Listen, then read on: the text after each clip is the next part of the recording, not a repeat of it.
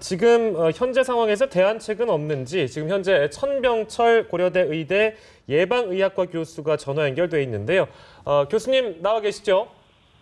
예, 안녕하십니까. 천병철입니다. 예, 고맙습니다. 일단은 지금 가장 우려되는 것이 왜 이렇게 그 전파 속도가 빠른지 모르겠어요. 왜 그렇다고 보십니까? 많은 분들이 과거 이제 사스 때는 안 그랬는데 왜 요번에 메르스인 경우에는 이렇게 전파 속도가 빠르게 되는 것 같고 지역세 확산이 되는 거 이렇게 우려하고 있는 것 같습니다. 근데 이제 사스 같은 경우에는 다른 나라에서 이미 환자가 발생했을 때 우리가 준비가 가능한 상태였었고, 예. 그다음에 초기부터 이제 전문가위원회 등 민간 합동 관리 체계가 돼서 잘못된 지식으로 이제 실수가 거의 없이 진행이 됐었고요. 예. 제일 중요한 거는 이제 우리나라에서 확진자가 들어온 사람이 없어서 2차 전파가 없었죠. 근데 이제 그때도 지금 돌이켜 생각해 보면은 만약에 사스 확진자가 우리나라에 와서 병원에 입원을 한다면, 상황은 어쩌면은 2차 전파까지는 가능했을 수 있겠습니다. 근데 현재처럼 그렇게 한 병원에서 20 몇 명 이상씩 발생하거나 그러진 않았을지 몰라도, 예. 우리나라가 신종 감염병과 관련해서 가지고 있는 현재 대응 체계 자체가, 아주 그렇게 높은 수준은 아니기 때문에 일부는 전파가 됐을 가능성이 있죠. 대응 체계가 높지 않은 수준이다 이렇게 지적을 해주셨는데 지금 한국의 메르스 확산 사태에 대해서 해외 학자들도 큰 관심을 가지고 있는데요. 교수님께서 보시기에는 지금 상황이 정말로 심각한 건지 아니면 좀 과잉 공포로 번지는 것도 있는 건지 어떻게 생각하십니까? 메르스가 워낙 병원 내 감염을 중심으로 유행하는 감염병입니다. 그것은 사우디에서도 그렇고, 네. 작년 봄에 사우디 제다에서 유행했던 아주 큰 아웃브레이크에서도 대부분은 결국 병원을 통해서 감염된 걸로 알려져 있습니다. 그렇지만 이제 우리나라 같은 경우에는 특정 병원에서 이제 한 명이 27명한테 어쨌든 2차, 3차 전파가 이루어졌고, 연쇄적으로 다른 병원에서 이제 3차 전파 사례들이 계속 생기기 때문에, 예. 이제 그런 사실들이 이제 많은 사람들로 하여금 우려를 갖게 만들고, 현재 이제 국민들이 공포를 느끼는 것이 사실 충분히 이해가 됩니다. 사스 때도 마찬가지지만 새로운 신종 감염병이 이제 유입된 후에는 처음에는 병원을 통해서 전파가 되고 그다음에 지역사회로 전파되는 단계를 밟습니다. 근데 현재 우리 메르스 같은 경우에는 현재는 지역사회 감염 단계가 아닙니다. 지역사회 감염 단계라는 것은 지역사회에서 전파가 이루어져서 환자가 나오는 경우이거든요. 예. 그러니까 현재까지 발생한 환자들은 병원 내에서 2차, 3차, 사실 원내 감염이라는 것은 아주 쉽게 일어나기 때문에 네. 메르스 같은 경우 거기서 한 병원 내에서 2차, 3차 감염이 일어나거나 혹은 다른 환자가 입원했을 때 또 거기서 병실에서 3차 감염이 일어나는 것들은 그렇게 아주 이례적이라고 볼 수는 없습니다. 다만 이제 연쇄고리를 끊지 못했다는 게 이제 문제이죠. 현재까지는 예. 증상이 있는 사람이거나 관련 병원하고 접촉한 사람들만이 환자가 나타나고 있기 때문에 너무 우려하거나 공포에 떨 필요는 없겠습니다. 다만 가능성이 낮더라도 지역사회 감염에 대한 대비는 필요한 시점입니다. 네. 알겠습니다. 교수님 죄송한데 박원순 서울시장 브리핑은 보신 적이 있으신가요? 보지는 못하고 아침에 언론을 통해서만 봤습니다. 예, 지금 보건복지부와 서울시의 입장이 좀 다른 것도 있고요. 또 특별히 35번 환자, 의사로 알려진 분의 입장이 지금 오전에 많이 이제 돌았는데 그 내용은 네. 어떻게 보셨습니까? 전체적으로 봤을 때 예. 노정된 제일 큰 문제는 제가 보건데 일단 정부 부처 간 엇갈림이 발생했다는 것 자체가 제일 큰 문제인 것 같습니다. 그게 문제다. 네, 사실은 예. 이제 컨트롤 타워하고 그다음에 이제 서로 다른 정보 제공자가 있게 된다면은 전체적인 측면에서는 국민들은 굉장히 혼란스러울 수가 있고요. 원래 디자스터 상황에서 컨트롤 타워를 하나로 통합하고 각 부처 간, 즉 다시 말해서 이 보건복지부뿐만이 아니라 중앙 정보를 이루기는 각 부처 간, 그리고 중앙과 지방 정보 간 의사전달 채널을 확보하는 것이 제일 첫 번째 해야 될 일 중에 하나이거든요. 예. 그런데 거기에서 정보 공유나 의사전달 채널이 분명치 않아서 서로 간에 오해가 생길 수 있는 부분이 있었다는 것 자체가 사실은 노정된 가장 큰 문제라고 봅니다. 그다음에 두 번째는 증상이 있는 격리 대상자에 대한 관리가 혹시 부실한 부분이 있지 않은가 하는 것이고 아마 이것 때문에 서울시에서 예. 우려를 하고 있는 것 같고요. 예. 근데 증상이 있는 경우는 사실은 자택 격리가 아니라 그 증상 발생 여부를 이제 그 보건소에 신고하고 조치를 받아야 되는 거고요. 예. 자택격리라는 것은 증상이 발생하지 않을 때까지 얘기입니다.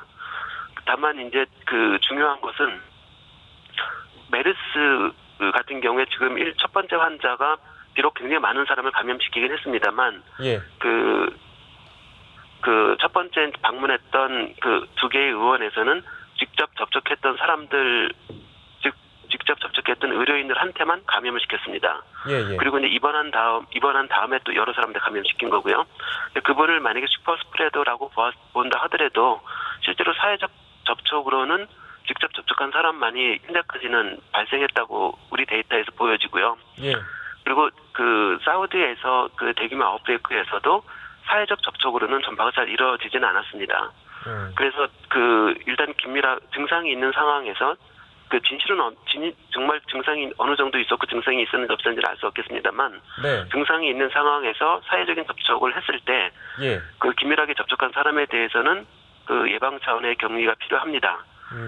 근데 이제 그 아마도 국민 정서와는 조금 다르겠습니다만은 긴밀한 접촉이 일어나는 것이 아니라면, 예를 들어서 그 버스를 탔을 적에 앞뒤에 있는 사람들 같은 경우는 긴밀한 접촉으로 우리가 분리를 하지만, 예. 같은 버스에 탄 모든 사람들이 다 긴밀한 접촉자라고 보지는 않거든요. 비행기도 마찬가지고. 예. 근데 그런 경우에는 가택격리가 꼭 필요한지는 좀 따져봐야 될 것 같습니다. 예, 제 정리를 해가지고 하나만 더 여쭤볼게요. 그 35번 환자 그 의사 선생님이라고 알려진 분 있잖아요. 뭐 네. 같은 의사시니까 어떤 의견일지 잘 모르겠는데, 네. 일단은 증상이 경미했고 31일 이전에는 증상이 발현되지 않았다고 판단을 했고 잠복기였을 것으로 판단해서 감염성이 낮다고 말씀을 하셨단 말이에요. 이 환자는 인터뷰를 통해서. 네. 그 부분은 그럼 어떻게 보세요? 그 사실 여부는 제가 판단할 수 없습니다만, 예. 만약에 증상이 없었고 잠복기였다면은 감염 사실이 낮은 것은 사실입니다. 감염성이 낮은 건 사실이다. 네, 예. 현재까지 중동하고 우리나라에서 똑같이 나타난 보장은 없습니다만, 중동에서 나타난 그 사례들을 볼 적에 예. 잠복 기간 동안 감염된 사례는 없는 걸로 알고 있습니다. 진짜 증상이 있었느냐 없었느냐가 이제 중요한 문제가 되겠죠. 알겠습니다. 그런데 이 35번 환자로 알려진 의사가 평소에 알레르기성 비염을 앓았다 또 이렇게 알려졌기 때문에 그 알레르기성 비염과 메르스 초기 증상이 좀 혼동이 올 수도 있는 부분인가요? 의사라면 혼동할 것 같지 않습니다. 예. 의사라면 혼동할 것 같지 않다는 말씀은 그러니까 그 의사 스스로 자체적으로 판단한 건 잘못됐다고 보시는 겁니까? 아니요, 그런 의미는 아니고요. 예. 그 알레르기성 비염에서 나타날 수 있는 그 재채기성 기침하고, 예. 그다음에 이제 지금 그 다른 바이러스에 의해서 나타나는 것들은 물론 이제 그 증상 자체는 유사하지만, 예. 그 보통의 의사라면 이제 그 구분할 수 있을 거라고 판단이 들고요. 예. 다만 이제 결국은 이게 마치 이제 진실 게임처럼 됐다는 것 자체가 좀 문제이긴 합니다만, 예. 그 관건은 이제 증상이 없었다면은 사실은 그 2차 감염의 가능성은 굉장히 낮고요. 그 증상이 있었다 그러면 이제 또 다른 문제가 되겠죠. 네, 뭐 아무튼 스스로 인지할 수 있었던 상황이었다 이렇게 저희가 정리를 하고요. 다른 것 좀 여쭤볼게요. 일단은 그 바이러스 같은 게 환경에 따라서 오래 갈 수도 있고 뭐 금방 끝날 수도 있고 뭐 이렇다고 전해 들었는데 낮은 온도나 습도 이런 거에 영향을 많이 받습니까? 어떻습니까? 그거에 대해서는 사실은 이 메르스가 예. 이 중동 지역에서도 분명히 그 계절성을 가졌습니다. 그러니까 사우디 환경에서는 예. 그 3, 4, 5월 달에 유행을 했었거든요.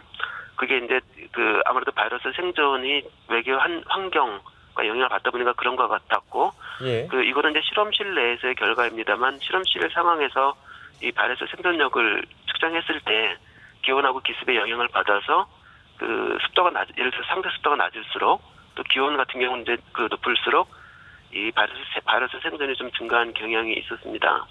기온이 높으면 활동이 증가한 경향은 있는데 그러면 이제 오늘 같은 경우에는 좀 어제보다는 온도도 좀 낮고요. 비도 온다고 하는데 그런 건 영향이 없겠습니까?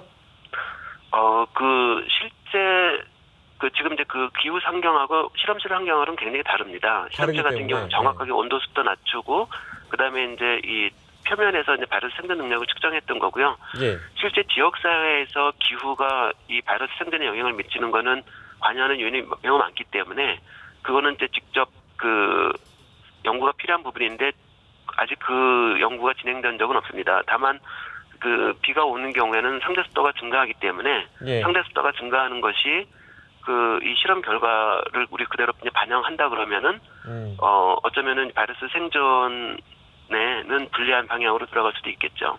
불리한 방향으로 들어갈 수 있다. 말씀하신 예. 것처럼 이 메르스의 확산이 그런 환경에도 영향을 받을 수 있겠지만 일각에서는 바이러스 자체가 변이했기 때문에 전파력이 높아진 거 아니냐 이런 분석도 나오기 때문에 오늘 오후에 그 유전자 분석 결과가 발표될 것이라고 하거든요. 교수님께서는 그 변이 가능성에 대해서 어떻게 보십니까? 그거는 결과가 나올 때까지 누구도 얘기할 수 없는 부분입니다. 근데 이제 예. 바이러스 자체는 사실은 우리가 생각하는 것보다 그 변이를 굉장히 잘하는 것들이 바이러스입니다. 다만 예. 그 지금 2012년 처음 이제 이 바이러스에 대해서 우리가 알고 현재까지 3년이 지나는 동안 그 몇 번 이제 중동이나 다른 지역에서도 아웃브레이크가 일어나서 바이러스의 유행이 있었지만 현재까지 얘가 이 메르스 바이러스가 그 전파력이나 그다음에 예. 공기맥의 감염을 일으킬 수 있도록 그 변이가 일어났다는 발표는 없었습니다. 따라서 그 비록 가능성은 낮지만 일단은 분명히 우리가 확인할 필요는 있습니다. 왜냐하면 아까 말씀드린 것처럼 평택의 모 병원에서 한 병원에서 그렇게 그 27명 어쩌면 더 나올 수도 있겠습니다만 예. 환자가 전파됐다라는 것은 굉장히 좀 이례적으로 받아들일 수 있죠. 알겠습니다. 아무튼 잠시 후에, 그러니까 오늘 오후에 그 내용이 발표가 된다고 하니까요. 저희가 주목해서 듣겠습니다. 여기까지 듣겠습니다. 교수님 고맙습니다. 네, 고맙습니다. 네, 지금까지 천병철 고려대 의대 예방의학과 교수와 이야기를 나눠봤고요.